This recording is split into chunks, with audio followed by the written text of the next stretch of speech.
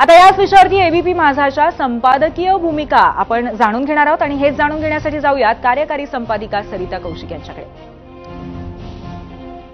पूर्वी आपल्या समाज व्यवस्थेत इतकं राजकारण मुरलंय की खरं बोलण्याची, खरं ऐकण्याची, खरं पचवून घेण्याची ताकदच उरलेली नाही।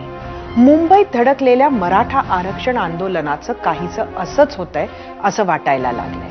मनोज जरांगे पाटलांना आपल्याला एका विशिष्ट पद्धतीनं म्हणजेच ओबीसीतून मराठ्यांना आरक्षण द्यावं असं वाटलं। त्यासाठी त्यांनी आंदोलन उभं केलं। हा त्यांचा संविधानानं दिलेला अधिकार आहे। त्यांना मराठा समाजातून मोठ्या प्रमाणात पाठिंबाही मिळाला, हे त्यांचं यश म्हणावं लागेल। सरकार पक्ष त्यांच्या दारात जाऊन त्यांच्याशी चर्चा करतो, हे पण त्यांचं यश म्हणावं लागेल। सर्वपक्षीय नेते मंडळी आपण जरांगेंच्या सोबत आहोत, आपला पाठिंबा किती मोठा आहे हे दाखवण्याच्या प्रयत्नात असतात। त्यांच्या स्टेजवर आपण दिसले पाहिजे याची चढाओढ करत असतात, हे पण मनोज जरांगेंचं यशच म्हटलं पाहिजे। चलो मुंबई असे जरांगे म्हणाले आणि जनसागर त्यांच्या बरोबर मुंबईत येऊन ठाकला।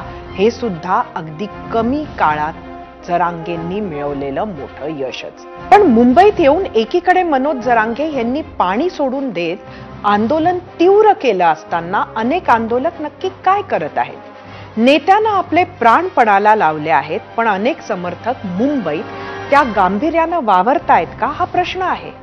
सीएसएमटी स्थानकावर नाचत आहेत, रेल्वे ट्रॅकवर उतरत आहेत, पोलिसांच्या बॅरिकेड्सची घसरगुंडी करत आहेत, हेरिटेज लाईटवर चढून हुल्लडबाजी करत आहेत, महापालिकेच्या सेल्फी पॉइंटवर पत्ते खेळत आहेत, ट्रेनच्या लोको पायलट मध्ये घुसत आहेत, सामान्य लोकांच्या गाड्या अडवत आहेत, महिला पत्रकारांचे कपडे खेचल्या गेले, मी ताज हॉटेलचा सर्वेसर्वा आहे असे सांगत व्हिडिओ काढल्या गेले, विदेशी पर्यटकांना पकडून घोषणा द्यायला लावल्या गेल्यात, बाटल्या फेकून मारल्या गेल्यात।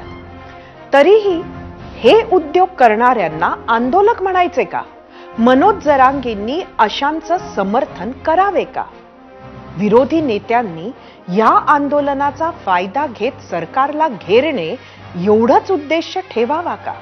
आणि सामान्य मुंबईकराबाबत एवढं बेफिकीर विरोधकांनी असावे का?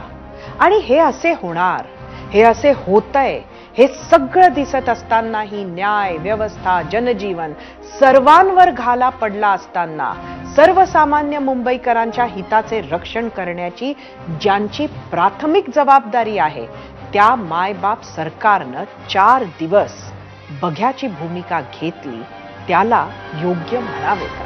पण जसं मी आधीच म्हटले तसं खरं बोलण्याची, खरं ऐकण्याची, खरं पचवून घेण्याची ताकदच राजकारणाने व्यापलेल्या आपल्या समाज जीवनात उरलेली नाही पूर्वी।